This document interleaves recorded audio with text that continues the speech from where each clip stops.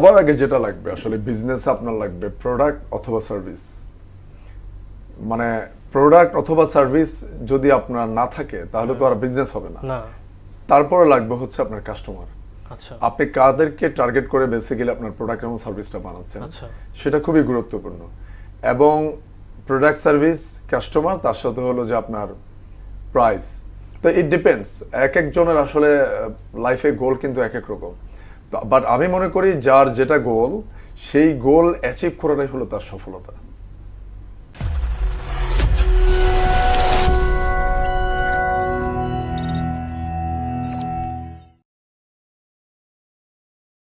আসসালামু আলাইকুম সবাইকে, স্বাগতম জানাচ্ছি টেক্সপায়ার পডকাস্টের আরও একটি নতুন এপিসোডে। আমাদের সাথে সার্বিক সহযোগিতা রয়েছে মোহনা টিভি এবং NVLTS। NVLTS-এর যে কোনো প্রোডাক্টসের ব্যাপারে আরও জানতে ভিজিট করুন nvltsbd.com এবং পারচেসের ক্ষেত্রে ইউজ করুন প্রোমো কোড টেক্সপায়ার। আজকের হোস্ট আমি সিফাত আশরাফ তাকওয়া এবং আমার সাথে আছেন বাংলাদেশের one of the best digital creator Ariful Hasan Apu sir. আসসালামু আলাইকুম স্যার। শুরুতেই ধন্যবাদ আমাদেরকে সময় যাওয়ার জন্য। Thank you. এখন তো আই গেস অনেক ব্যস্ততার মধ্যে দিনকাল যাচ্ছে। হ্যাঁ, মোটামুটি মানে কার্যক্রমে তো থাকতেই হয়, স্বাভাবিক। আচ্ছা, আপনার এই জার্নিটা আসলে শুরু কিভাবে হয়, মানে আপনি আসলে শুরুটা কিভাবে করেছিলেন? এত মানে আপনি তো আসলে কোম্পানির পাশাপাশি অনেক কিছুতে কাজ করেছেন, তো আসলে এত ইন্সপিরেশন একদম শুরুটা কিভাবে শুরু হয় আর কি? আমি আসলে সায়েন্স অ্যান্ড টেকনোলজি নিয়ে কাজ করছি স্কুল লাইফ থেকে। আমি যখন স্কুলে ছিলাম। কোন ক্লাস থেকে? একদম ক্লাস 8 থেকে। 8 থেকে, আচ্ছা। হ্যাঁ, আমি যখন ক্লাস 8-এ পড়ি তখন থেকে আমি আসলে বিজ্ঞানের প্রতি আলাদা একটা আগ্রহ ছিল। তখন ছোট ছোট সায়েন্স প্রজেক্ট বানাতাম। আমার ফার্স্ট প্রজেক্ট মাটির তৈরি রেগুলেটর, ওকে, লাইক ভিজা মাটি এবং শুকনা মাটির মধ্যে যে রেসিস্ট্যান্স থাকে, যে ইলেকট্রিসিটি প্রবাহিত হয়, সেটার উপর বেস করে আমি ক্লাস 8-এ থাকতে। তারপর আস্তে আস্তে বিভিন্ন সময় বিভিন্ন প্রজেক্ট, যেমন বাতাসের সাহায্যে radio, automatic tubewell, fire alarm system, 10-in-1 circuit, এরকম অনেকগুলি প্রজেক্ট স্টেপ বাই স্টেপ আমি করি। তো ওই আসলে স্কুল লাইফ থেকেই মূলত আমি বিজ্ঞানের প্রতি যে আমার ঝোঁক, পরবর্তীতে step by step college life, university life, এবং এটা এখন আমি নিজে হয়তো ইনভেনশনটা ওইভাবে করি না, কিন্তু সারা বাংলাদেশে হ্যাঁ যারা ইয়ত আছে তাদেরকে একটা ইনোভেশন কালচার ডেভেলপে আমরা এখন কাজ করছি through the Bangladesh innovation forum.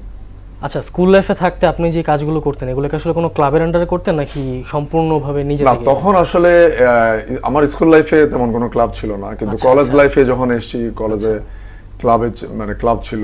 যেমন আমাদের ক্লাবের নাম ছিল ছায়াপথ বিজ্ঞান ক্লাব, আমি ওই ক্লাবের প্রেসিডেন্ট ছিলাম কলেজ লাইফে। তারপর ইউনিভার্সিটি লাইফে আবার ক্লাবের সাথে যুক্ত ছিলাম। তো ক্লাবের সাথে যুক্ত থাকলেও আসলে ক্লাবে বেসিক্যালি অন্যদের সাপোর্ট দেওয়ার জন্য মূলত ক্লাব তৈরি করা। এমনিতে আমি ছোটবেলা থেকে বিভিন্ন বুকস আমি কালেক্ট করতাম, লোকাল বুকস এবং ইন্টারন্যাশনাল বুকস বলতে বিশেষ করে ইন্ডিয়া থেকে অনেকগুলি বাংলা বই তখন ছিল বিভিন্ন সার্কিটের, সেগুলি আমি কালেক্ট করতাম। ওগুলো কি এখনো আছে? বইগুলি আমার এখনো রিজার্ভে আছে, অনেস্টলি। হ্যাঁ, রিজার্ভে এখনো আছে। আর এখন তো যেহেতু একটু প্যাটার্ন চেঞ্জ হয়েছে, আগে ছিল শুধুমাত্র সায়েন্স অ্যান্ড টেকনোলজি মানে ইলেকট্রনিক্স বেস বেশি অ্যাক্টিভিটি হতো সায়েন্স প্রজেক্টগুলি। পরবর্তীতে আস্তে আস্তে ইনফরমেশন টেকনোলজি এটার সাথে অ্যাড হলো, এবং সেই সুবাদেই কিন্তু আমার কোম্পানি যে ইসফট 2004 সালে যেটা আমি প্রতিষ্ঠা করি, অলমোস্ট 20 ইয়ার্স হয়ে গেছে এর বয়স, এটা কিন্তু আসলে ওইটারই ধারাবাহিকতায় বলা যায় আর কি। আচ্ছা, সো ইউসফটের একটা সফটওয়্যার কোম্পানি, ইসফট, রাইট? আচ্ছা, ইসফট, হ্যাঁ। তো ওটার সাথে আপনি এছাড়া অনেক নতুন নতুন প্রজেক্টের সাথে কাজ করেছিলেন, যেমন Bangladesh innovation forum, then BASIS, NASA space apps challenge. তো নিজের কোম্পানির পাশাপাশি এতগুলো প্রজেক্টে যে কাজ করেছেন, আপনি আসলে টাইমটা কিভাবে ম্যানেজ করতেন? আচ্ছা, এটা খুব ইন্টারেস্টিং। মানে সত্যি কথা, আমার তেমন কোনো ফ্রেন্ড সার্কেল নেই। ছোটবেলা থেকে যেহেতু আমি আমার পড়াশোনার বাইরে আসলে যে টাইমটা, সেই টাইমটা আমি বিজ্ঞানের যে প্রজেক্টগুলি বানানো, এগুলির টাইম আমি ইনভেস্ট করতাম। আর খেলাধুলা করতাম অবশ্যই, কিন্তু স্টেপ বাই স্টেপ আমি আসলে পরবর্তীতে যখন একটু ম্যাচিউর হলাম, স্টুডেন্ট লাইফটা আস্তে আস্তে আমি কলেজ থেকে ইউনিভার্সিটি, পরবর্তীতে টাইমগুলি আসলে ভাগ করে নিতাম। সো কোন সময় আমি পড়াশোনা করব, কোন সময় আমি খেলাধুলা করব। হ্যাঁ, মানে হচ্ছে যে প্রতিটা সময় মূলত কাজে লাগানোর চেষ্টা করতাম যে এটা ভালো কিছু আউটপুট যেন আসে। পড়াশোনার পাশাপাশি এক একজন এক একটা জায়গায় আসলে টাইম স্পেন্ড করে। তো আমি সবসময় চেষ্টা করতাম যে পড়াশোনার পাশাপাশি যেন ক্রিয়েটিভ জায়গাগুলোতে টাইমটা স্পেন্ড করা যায়।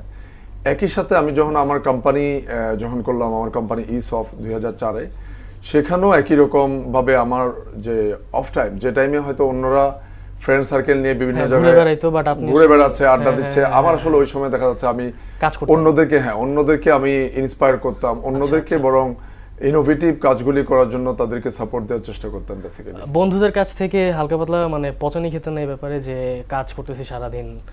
না, বন্ধুরা মানে সত্যি কথা যেটা, যে আমার আবার মানে যারা ফ্রেন্ড সার্কেলে যারা ছিল তারও ঘুরে ফিরে মানে একই টাইপের ছিল, সেম মেন্টালিটির আর কি।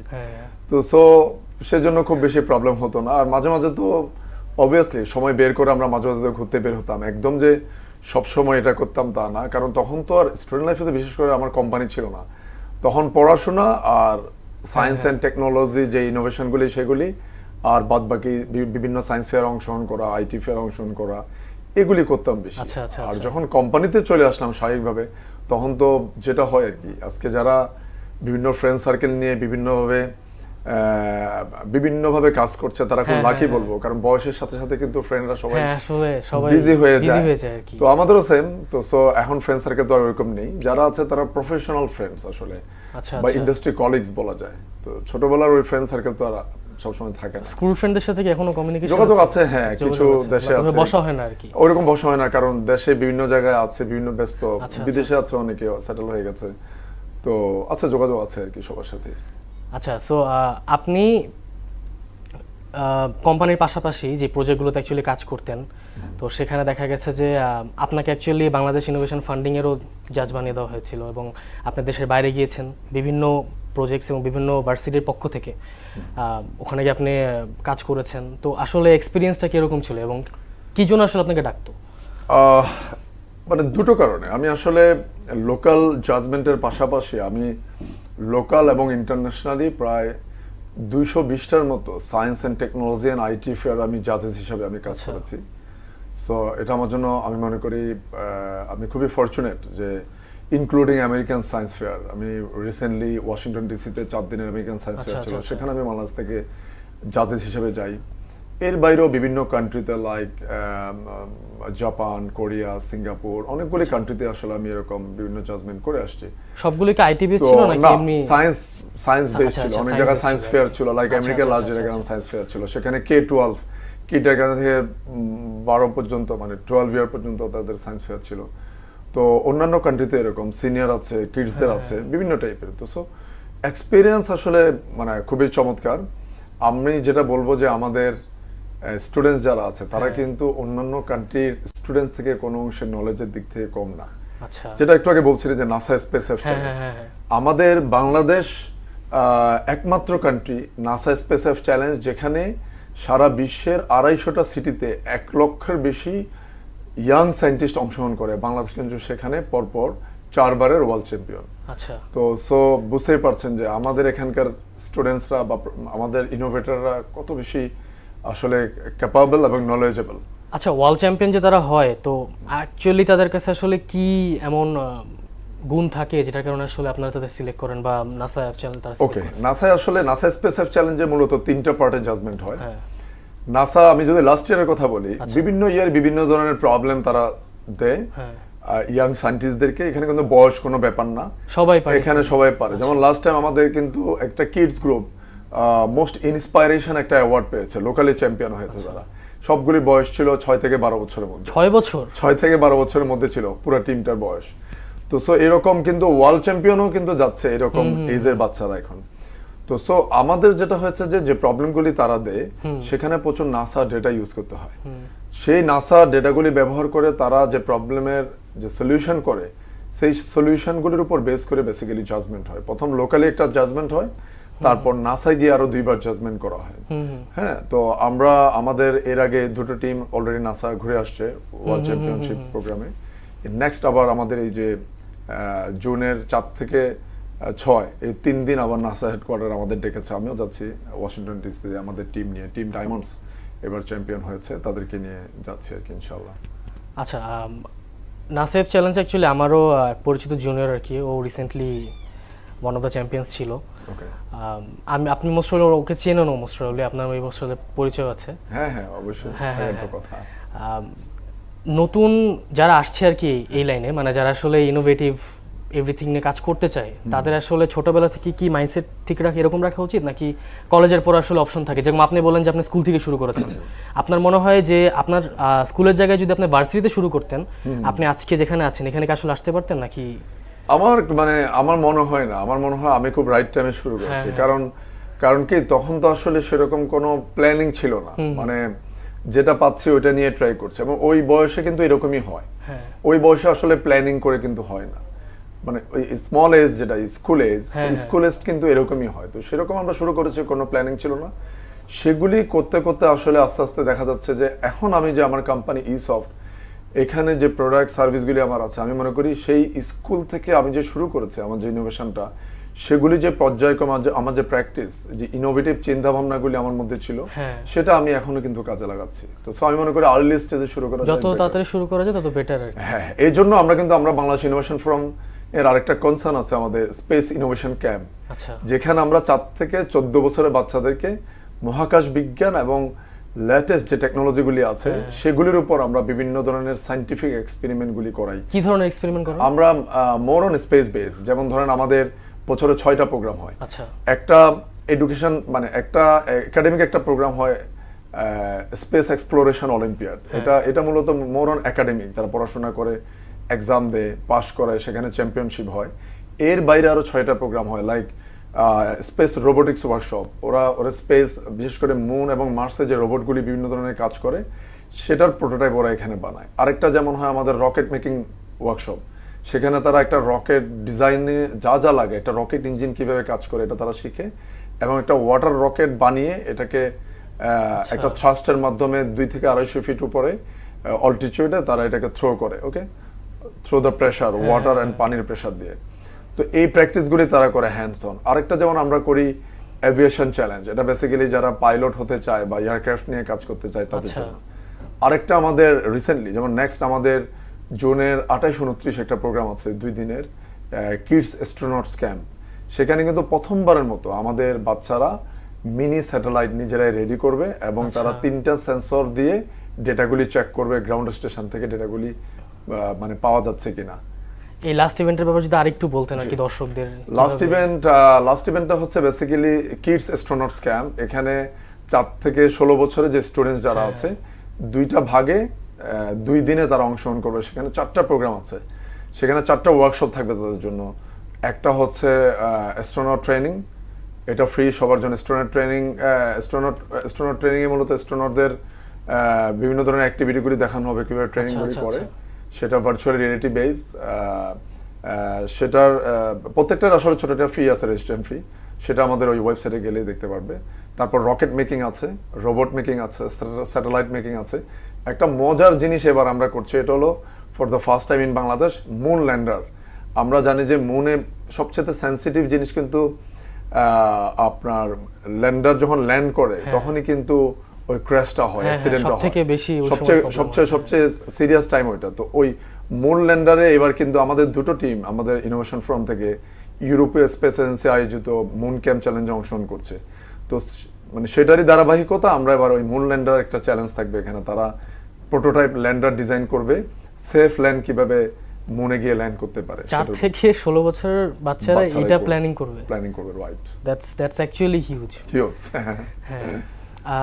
আচ্ছা, এই যেহেতু টিনেজ নিয়ে কথা বলতেছি, তো বাংলাদেশে অ্যাকচুয়ালি আমাদেরই যেরকম টিকোস্ট হচ্ছে একটা টিকিটিং কোম্পানি আর কি। তো ওরা হচ্ছে গিয়ে রিসেন্টলি একটা ইভেন্ট লঞ্চ করছিল।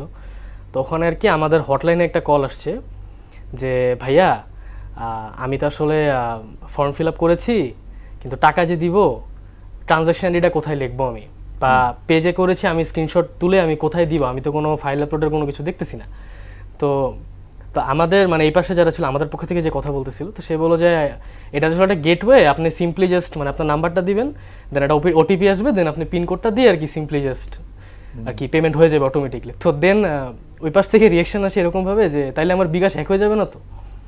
ঠিক আছে, তো আপনার মতে আসলে এই যে মানে ডিজিটাল ইলিটারেসি যেটা আর কি বাংলাদেশে, এটার রেট আসলে কত, এবং আপনার মতে এটা কমানোর জন্য আসলে কি করা উচিত? সবার আগে আসলে ডিজিটাল লিটারেসি অথবা সেফটি যে ব্যাপারটা, এটাতে আসলে আমরা এখনো মানে ওই পরিমাণ লিটারেট হতে পারিনি। ওকে, আমাদের সবাই কিন্তু দেখা যাচ্ছে যে একটা পাসওয়ার্ড চেঞ্জ করতে গেলে কিন্তু খুব কাছাকাছি আর একটা পাসওয়ার্ড দিয়ে কিন্তু আমরা সেভ করছি। তারপর হচ্ছে যে অনেক সময় ওভার ফোন অনেক স্ক্যাম হয়, সেগুলি কিন্তু আমাদের যারা ফিনান্সিয়াল ইনস্টিটিউট আছে, বিশেষ করে ব্যাংক বা আদার, তারা কিন্তু কন্টিনিউ বলে যে আমরা কিন্তু এটা চাই না, তারপরও স্ক্যামাররা কল দেয় অনেক সময় করে। তো সো এই ব্যাপারে আসলে আমরা সাবধান হতে হবে অবশ্যই। এবং আমি মনে করি প্রত্যেকেই যার যার যে ডিভাইসই ব্যবহার করুক, ডিভাইস সেফ রাখতে হবে এবং নিজেরা টাইম টু টাইম এটার পড়াশোনা নিজেরাও করতে হবে। এখন অনলাইনে কিন্তু প্রচুর ইনফরমেশন পাওয়া যায় কিভাবে নিজেকে সেফ রাখা যায়। তো সো সেটা সবাই আসলে আমি মনে করি যে সেগুলি দেখা উচিত এবং যে কোনো ফোন করলেই সবকিছু আসলে বলে দেওয়া, এটা আসলে একটু সাবধানে আমি মনে করি ইনফরমেশনটা। হ্যাঁ, অনলাইনে অ্যাকচুয়ালি আসলে অনেক কিছুই শেখা যায়। ইটস ট্রু, মানে অনলাইন আসলে একটা মানে জ্ঞানের সাগর বলা যায়। মানে এখনকার আমি নিজে যখন এইচএসসি দিয়েছি, আমি ইউটিউব দেখে বেসিক্যালি অনেক কিছু শিখছি। বেশ কিছু ইউটিউব চ্যানেলস আছে, ওরা আসলে ভালোভাবে পড়ায় মোটামুটি। এমনও স্টুডেন্ট দেখেছি আমি যে জাস্ট ইউটিউব ভিডিওস দেখে আসলে তারা ইন্টার এইচএসসি লাইফ পার করছে, কোনো কোচিং বা প্রাইভেট কোনো স্যারের কাছে পড়ে নেই। তো বাট দেখা যায় যে, যেমন আমি মাত্র যে প্রবলেমটা বললাম, যে দেখা যায় যে এই জেনারেশনে অনেক কিছু মানুষ আছে বা ছেলেপেলে আছে যারা আসলে মানে টিকটক বা দেখা যাবে যে ইউটিউব রিল বা ইনস্টাগ্রাম রিলে যখন ঢুকবে, ওটা ঠিকই সুন্দর মতন তারা আপলোড করতে পারতেছে, ওইটা ঠিকই তারা গুতাইতে পারতেছে, বাট আসলে গেটওয়ের থ্রুতে যে একটা পেমেন্ট করতে হয়, এই ধারণাটা আসলে তাদের নাই। ঠিক আছে, মানে এখন যে আসলে জাস্ট ওই ট্রানজাকশন আইডি দিয়ে জাস্ট পেমেন্ট করা যায়, বাট অ্যাকচুয়ালি যে আসলে মানে ওটিপি দিয়ে একটা বিকাশ ড্যাশবোর্ড আছে, একটা গেটওয়ে থ্রুতে যে পেমেন্ট করা যায়, এই ধারণা একটু তাদের মধ্যে অ্যাকচুয়ালি নাই। এই জন্য আমি একটা সলিউশন আছে, যেমন আমাদের যতগুলি প্রোগ্রাম হয় সবগুলি প্রোগ্রামে কিন্তু রেজিস্ট্রেশন ফি থাকে, অল্প হোক বা বেশি হোক, সেগুলি পুরোপুরি আমাদের কিন্তু পেমেন্ট গেটওয়ে নির্ভর।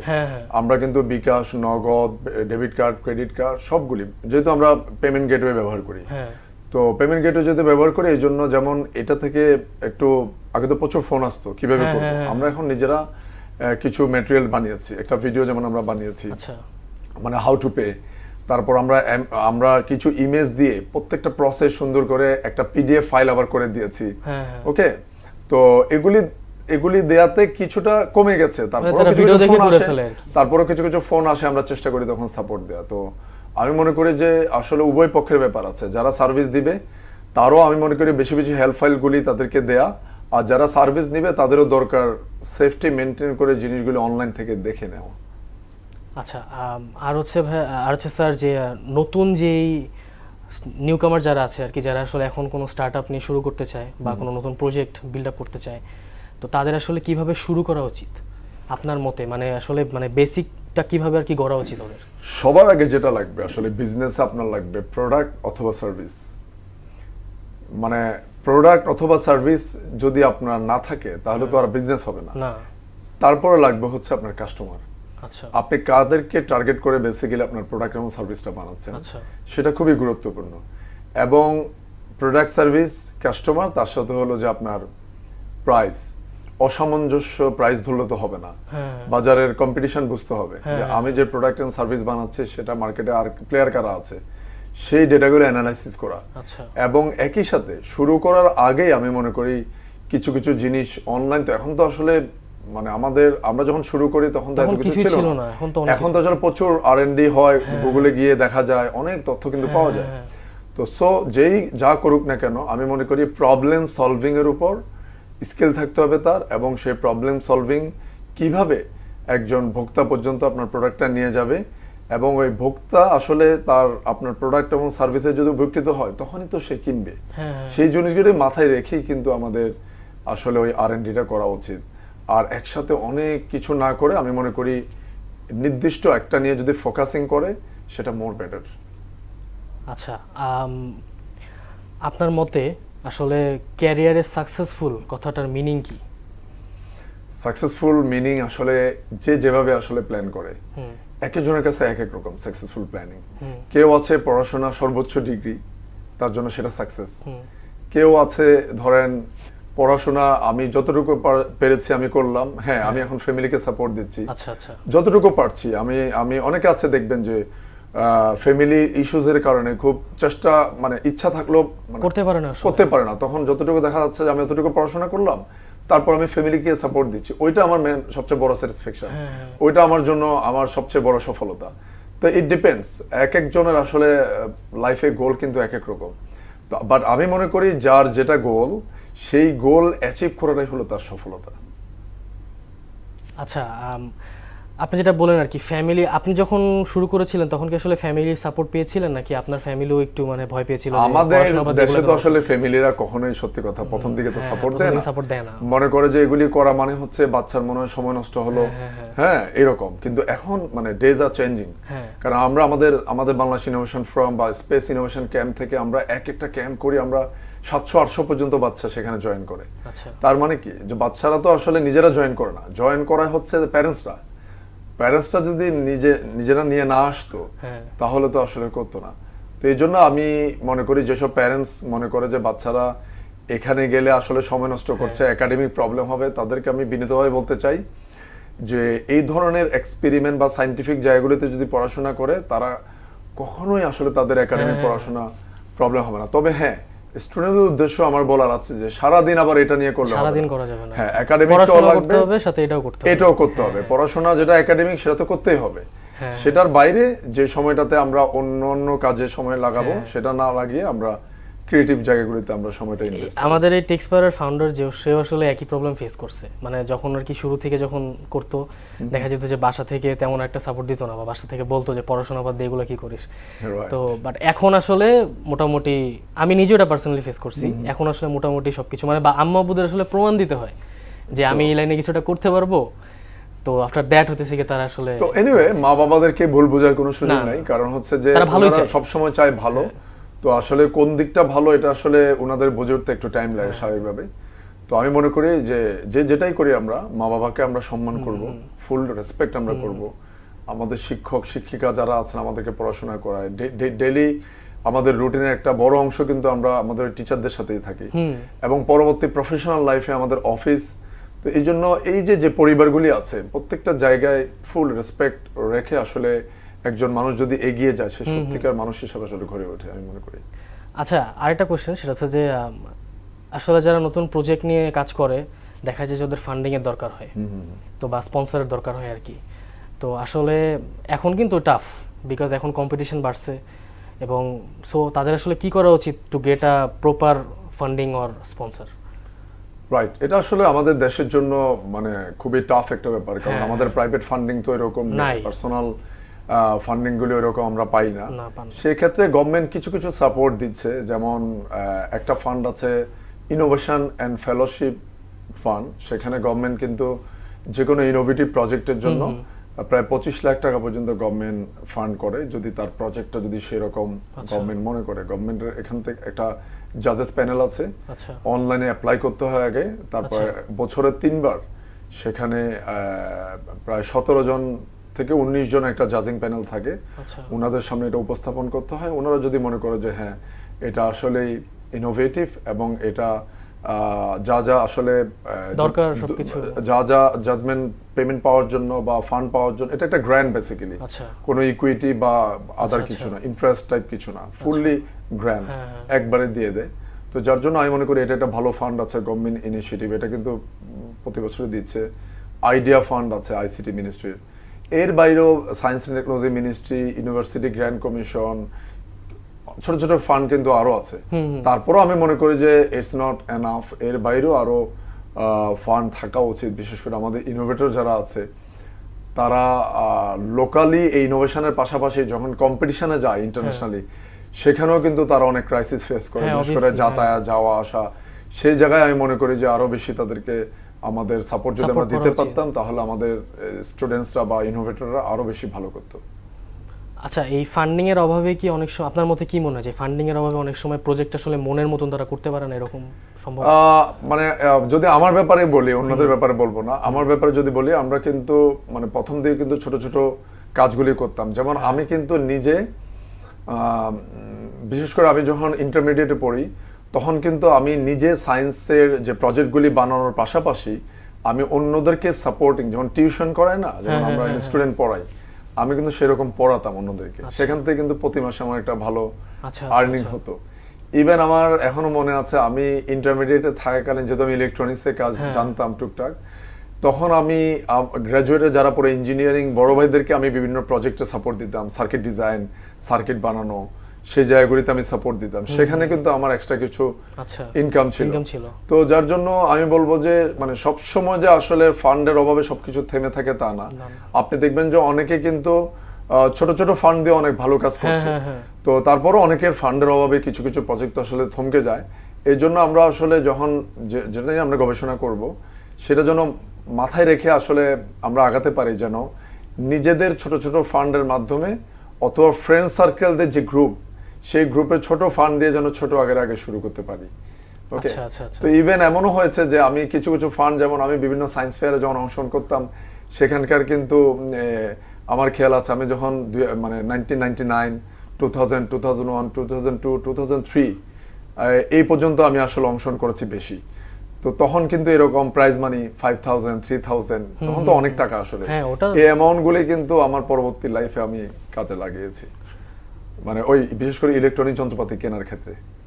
আচ্ছা, সবশেষে যে দর্শকদের উদ্দেশ্যে কিছু বলতেন আর কি। So thank you so much. আসলে আজকের প্রোগ্রামটা তো চমৎকার একটা প্রোগ্রাম। আমি আশা করবো এই ধরনের এপিসোড কন্টিনিউ চলবে, অন্যান্য যারা ইন্সপায়ারিং ব্যক্তিত্ব আছে তারাও আসবে। আমি বিশেষ করে যারা ইনোভেটর আছে তাদের উদ্দেশ্যে বলবো যে আপনারা হতাশ হবেন না, আপনারা আপনাদের যে গবেষণা আছে সেটা আপনারা চালিয়ে যান। এই ক্ষেত্রে বাংলাদেশ ইনোভেশন ফোরাম আমরা একটা কাজ করি, মূলত টেকনিক্যাল মেন্টর এবং ইকুইপমেন্টের জায়গায় ছোট ছোট কিছু সাপোর্ট আমরা আমাদের ফোরাম থেকে দিয়ে থাকি।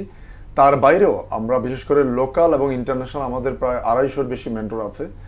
যদি সেই রকম টেকনিক্যাল কোনো মেন্টরশিপ লাগে, আমরা আমাদের ইনোভেশন ফোরামের মাধ্যমে যদি আপনারা যোগাযোগ করেন, আমরা সেই টেকনিক্যাল সাপোর্টটা দেওয়ার জন্য আমরা চেষ্টা করব। আর আপনারা হতাশ হবেন না, ধৈর্য রাখবেন, আপনাদের আসলে স্বপ্ন পূরণ হবেই। ভালো থাকবেন সবাই। ধন্যবাদ আরিফুল হাসান অপু স্যারকে, আমাদেরকে নিজের মূল্যবান সময় দিয়েছেন, এবং ভেরি সুন ইনশাল্লাহ আরেকটি নতুন এপিসোড নিয়ে আসবো। টিল দেন চোখ রাখুন টেক্সপায়ার এবং মোহনা টিভি ফেসবুক পেজ এবং ইউটিউব চ্যানেলে। আসসালামু আলাইকুম।